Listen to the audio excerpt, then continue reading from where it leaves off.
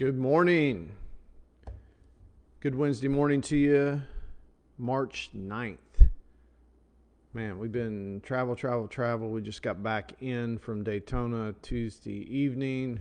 We'll be heading back out to Indy this morning. So just on the go. So I won't be on here but one time this week. Next week will be more normal. I'll be home for more days. So day 21, turning my book into a journey. Got a great topic that I'm going to start today, and we'll get into some tips and tricks next week on how to best apply it. But this is one that a lot of people don't think about. You know, when we're trying to achieve a goal, a lot of times we're just taking what we have to work with and mixing it together however we want and hoping that it creates a great result. Well, the bottom line is, just like the main focus for my book is, if it doesn't create a great effect on you and what you're doing, the chances of it creating the best possible outcome is very slim. But I see it all the time. People are not great analyzers of what they have to work with. So I want to give you a good analogy this morning. I was watching a cooking show with my daughters the other day, and these cooking competitions, they give these chefs,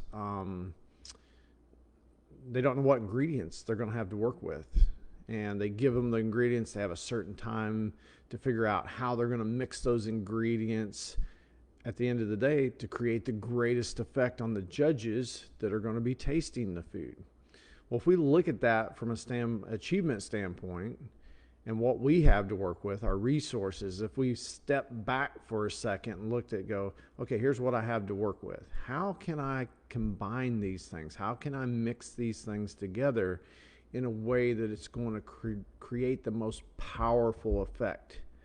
Very few people do that. A lot of times they're mixing stuff together. I did it for years, just mixing stuff together however you feel like doing it, and hopefully it turns out great. Hopefully it creates a great effect. But man, you're pinning a lot of your success on hope that it's going to fit in the right places. It'd be like taking a puzzle and putting it out on a table and just kind of mixing the pieces together and going, okay, I hope they find where they go. I hope each of these magically goes into place. It's just not the way our life is, the world is designed to work. So I want you to take a little time today and think about it. How well are you analyzing what you have to work with and piecing it together in a way that it can create sorry, my voice has been talking a lot this week. Work it in a way that it creates the most powerful effect. Are you doing that? Have you thought about doing that? Has it even crossed your mind? Because I think a lot of us, if we would step back for a second, look at it as if we were going to have to put a good meal together.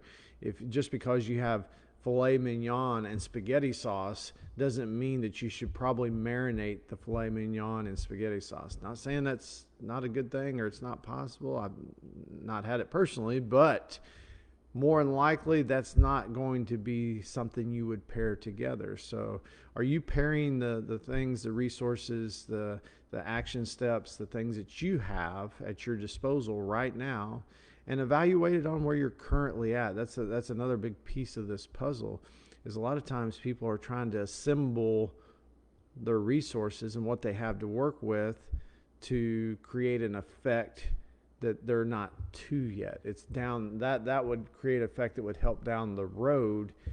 They're not focused on what effect do I need right now. So, man, I hope you guys have a great Wednesday.